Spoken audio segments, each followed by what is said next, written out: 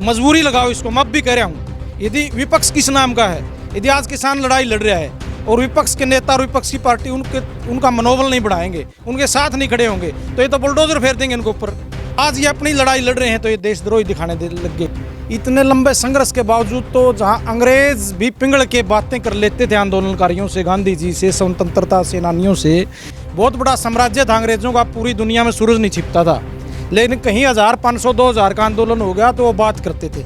इन्हीं किसानों के वोट से राज बना हुआ है। आप देख रहे हो कि प्रधानमंत्री में और ये बीजेपी सरकार में कितना अहंकार है। विपक्ष में कोई भी पार्टी हो, आज कांग्रेस है, बीजेपी हो, चाहे वो चाहते हैं कि लोगों की नाराजगी बढ़े और लोगों की नाराजगी को वो राजनीतिक रूप से बढ़ाएं। गाली पहले विधायक जी की ओर से दी गई, वो तो रिकॉर्ड में है। लाठी लेकर, हेलमेट लेके सड़कों पर खड़े रहे हैं, किसान भी सड़कों पर खड़े रहे हैं। इनका बिगड़ के रहा है तो मौज राज करने लाग रहे हैं। दुष्यंत चौटाला हो, चाहे मनोहर लाल खट्टर हो, चाहे ओम प्रकाश धनखड़। आने वाले समय में प्रदेश में मुश्किलें बढ़ सकती हैं। जब सरकार जिस भाषा को समझेगी, लोग उसी भाषा में बोलेंगे। ये तो सरपंच लेवल का आदमी भी इस तरह का बयान नहीं दे सकता। वो इतना बेशरम बयान देने का काम कर सकते हैं। नुमाइंदे गायब हैं, 1.5 लाख वोट लेके 2 आदमी गायब हैं। मैंने तो पहले भी गुमशुदा के पोस्टर लगाए थे, फिर कुर्ते निकाल के किसानों का नारे लगा करते, ये उस टाइम फायदा नहीं उठाया करते। मैं किसान भाइयों से भी थोड़ा निवेदन करना चाहूँगा। वैसे राजनीतिक आदमी ऐसी बातें कहते नहीं। अबे जब भी कोई परिवार का सदस्य है, कोई लेडीज़ है, चाहे किसी पार्टी का कोई भी नेता है, कम से कम उस समय हमें उस मर्यादा का ध्यान रखना चाहिए। सामाजिक कार्यकर्ता और नेता की भूमिका निभाने वाले उमेद सिंह लोहान एक बार फिर बिंदास हरियाणा के साथ मौजूद है।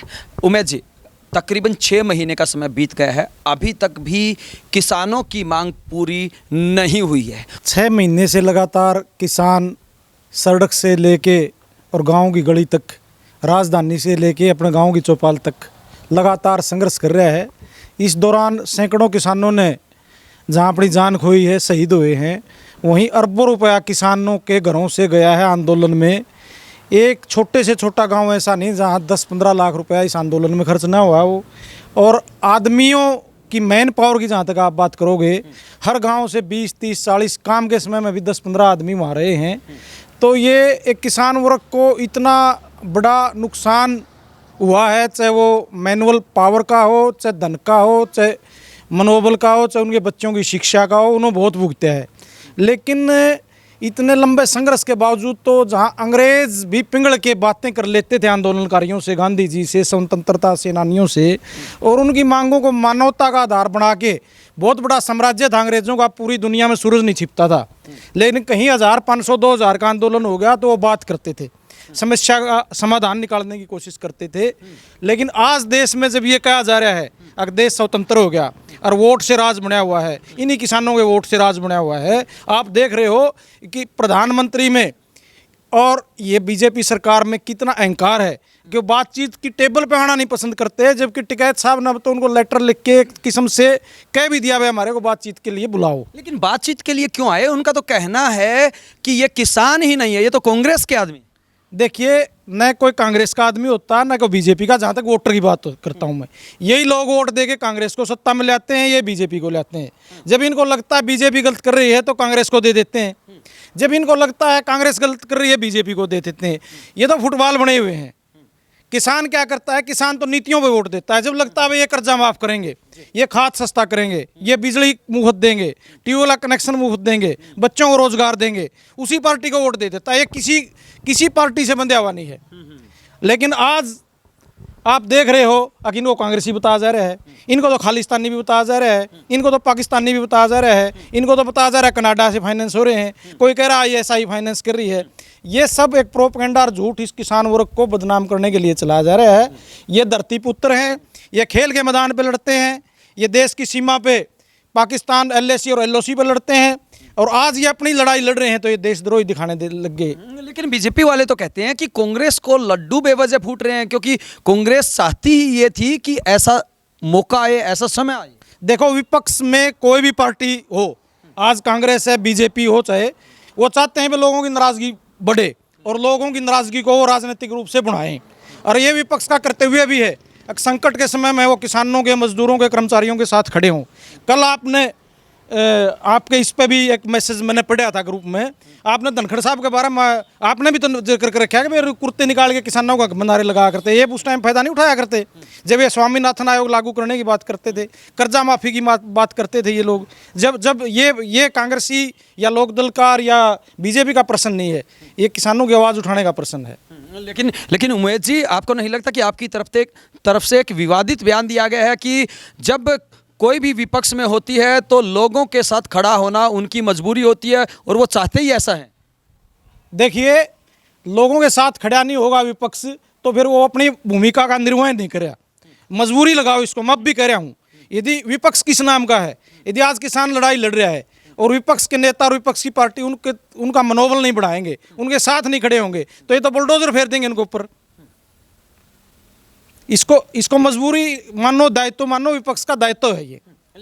लेकिन उन्होंने तो ये भी कहा है कि किसान जो है अब गुंडागर्दी पे उतरे हैं। टोहाना का जिक्र किया उन्होंने और अनिल विज की तरफ से सख्त हिदायत दी गई है कि अगर किसान अपने आप को जो किसान कहते हैं वो अगर नहीं सुधरे तो उनके खिलाफ सख्त एक्शन लिया जाएगा। अनिल विज का बयान आया है। अनिल विज एक फंगस कंट्रोल नहीं हो रही, कोरोना कंट्रोल नहीं हो रहा, ऑक्सीजन नहीं है, वेंटिलेटर नहीं है, जो ड्यूटी है वो तो कर नहीं रहे, किसानों के पीछे पड़े हुए हैं।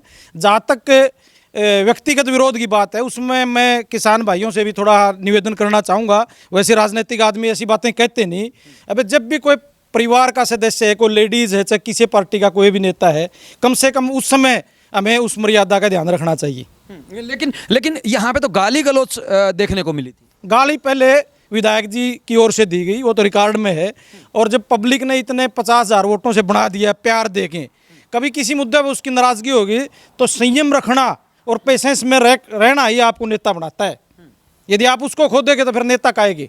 मुकदमा दर्ज किया गया है और आज पूरा दिन जो प्रदेश भर के जो किसान थे, गुरनाम सिंह चढ़ूनी सहित तमाम जो किसान नेता भी हैं, वो पूरा दिन टोहाना की सड़कों पर डटे रहे। उनका यही कहना था कि किसानों के खिलाफ जो मुकदमे दर्ज किए गए हैं वो गलत है। लेकिन अगर हम गठबंधन सरकार की बात करें तो उनकी तरफ से कहा गया है कि ऐसा आगे कोई करेगा तो ऐसे ही मुकदमे दर्ज होंगे। देखिए, मुकदमा करना कोई हल नहीं है, मुकदमे से किसान रुकने वाला भी नहीं है। मैं तो आपके माध्यम से सरकार को ये कहता हूँ कि मुकदमों का, विरोध का चैप्टर आप बंद क्यों नहीं कर देते? आप किसानों को बुलाइए, कानून वापस लीजिए। न कोई टोल पे बैठेगा, न कोई टोल को रोकेगा, न कोई आपके प्रोग्रामों को रोकेगा, न आपका विरोध करेगा, न मुकदमे दर्ज करेंगे, न पुलिस की ब्रांड माटी होगी।